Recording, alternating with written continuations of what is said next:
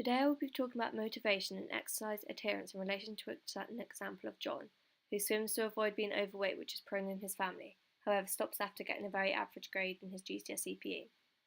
Motivation, according to Jill in 1986, is a drive to fulfill a need.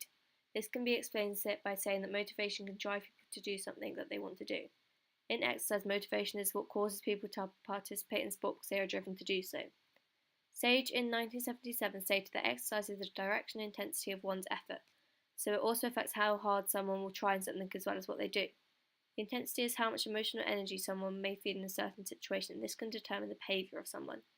The direction of someone's effort is how the individual chooses to behave as a result of an emotional drive. John may have been motivated when he first started swimming, which caused him to take swimming lessons and always wanting to swim and move more and improve, which is shown when he asked his siblings to help him improve his swimming. There are two types of motivation, which are intrinsic and extrinsic. Intrinsic motivation is how someone motivates themselves internally, and they will drive themselves for internal feelings for their own sake. This isn't comparative to others because it is all about how someone personally feels and it is their own expectations and standards of themselves. For example, some intrinsic motivations are someone's personality, the enjoyment of competitive situations, and for the thrill of the sport that they are doing. In John's case, the intrinsic reasons that he is swimming is for his own enjoyment of the sport because he loves to take part in his swimming and swimming lessons.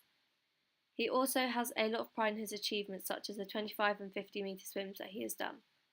This is intrinsic because he hasn't participated to get the certificates, but rather the pride that he internally feels in something he's achieved.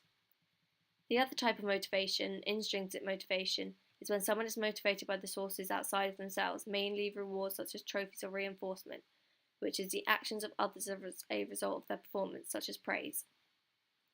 The rewards that someone can receive can either be tangible, which are material rewards such as medals or money, or intangible, such as praise or status.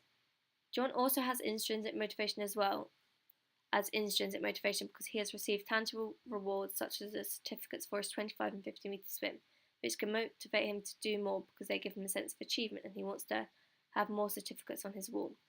John also received extrinsic motivation through intangible rewards because his parents kept encouraging him to swim, so probably praised him for continuing with his swimming.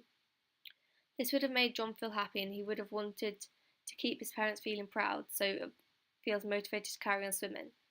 Out of the two types of motivation, intrinsic can be more successful because extrinsic motivation can sometimes have negative effects on performance. For example, if someone is purely motivated extrinsically, they are more likely to stop the sport if there aren't many rewards at that moment of time. For example, John only gets certificates sometimes and not that often, so if he was motivated only extrinsically, then he would stop swimming when he wasn't getting rewarded. Also, if someone is constantly getting rewarded, then the value of the reward decreases until it doesn't feel like a reward anymore, so they don't get extrinsic motivation from that. There are many other factors that can affect motivation, such as the leader, family, peers, physical environment, and personality. A leader could be John's PE coach, and they have an effect on how motivated John is. John's teacher makes their swimming very competitive by doing lots of races, and this decreased John's motivation because it made him feel not as good as the other people in his GCSE class. However, John's family is very supportive, which gives John more confidence and motivation because his family is always encouraging him. They got John into swimming from a very young age, and they were partly responsible for when John was motivated to swim. The physical environment refers to the facilities that someone has for their sport. If the facilities are good, then someone will be more motivated because they will probably enjoy their sport more. However, at school, John's facilities aren't too good because the school has a freezing pool that was often crowded. But this didn't affect John's motivation because he still enjoyed swimming when he was there. The last factor that can affect motivation is someone's personality, which can cause someone to either be motivated or unmotivated. This can be through the trait theory suggesting that someone is born to be a motivated person, the social learning theory which suggests that someone learns through the environment to be motivated, or the interactionist approach, which believes that both genetics and the environment can affect how motivated someone is. For example, John was very motivated in his swimming but lost motivation due to his school environment. John stopped swimming after taking GCSE PE because he received an average grade in comparison to the rest of his PE class, which caused him to lose motivation.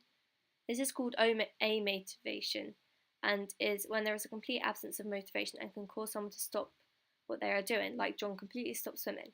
However, this is a temporary state and can change, so John can still become motivated and swim later. There are ways to improve someone's intrinsic motivations, and John's parents can help him do this, so he will start swimming again. One way to do this is to not compare him to others, as this is the main reason why he stopped in the first place. This will help him because he will be focused on his own achievement and will be motivated by this again, rather than making him feel bad because he isn't as good as others in his PE class. His parents could also value his improvement and achievement that he is making to also make him feel good about his swimming again. Another way to increase John's intrinsic motivation would be to use goal-setting techniques such as SMART, making the goal specific to swimming, make it measurable so he can see his own improvement, achievable and realistic so he feels like he is doing well and achieving something, and give him a time frame to challenge him and to make him more motivated to carry on. All of this is what could make him more motivated. There have been many theories that try to explain motivation, such as the need achievement theory, the growth mindset theory, the attribution theory, and the achievement goal theory.